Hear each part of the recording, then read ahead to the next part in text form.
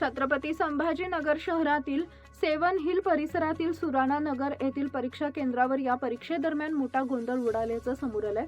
परीक्षा सुरू होताच अचानक सर्व्हर डाऊन झाल्याचा आरोप विद्यार्थ्यांकडून करण्यात आला असून यामुळे शेकडो विद्यार्थ्यांची परीक्षा खोळंबली।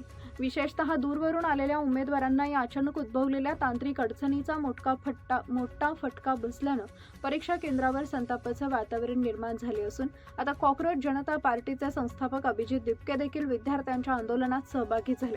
जोपर्यंत विद्यार्थ्यांच्या मागण्या पूर्ण होत नाहीत तोपर्यंत आम्ही इथून जाणार नाही अशी भूमिका दिपके यांनी घेतली आहे।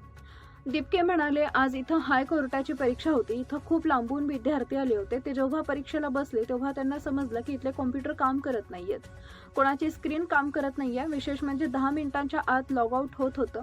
याचा अर्थ सर्व्हर ही चांगले काम करत नव्हते आणि सगळ्याच विद्यार्थ्यांना फेल करण्यात आलंय। तर हे विद्यार्थी फेल नाही झालेत, ही सिस्टीम फेल झाली आहे, सरकार फेल झालंय।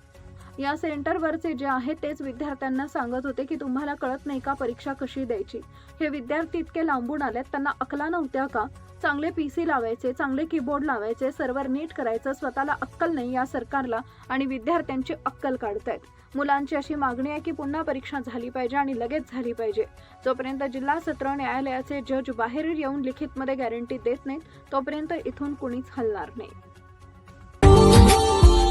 Subscribe now and press the bell icon. Never miss an update.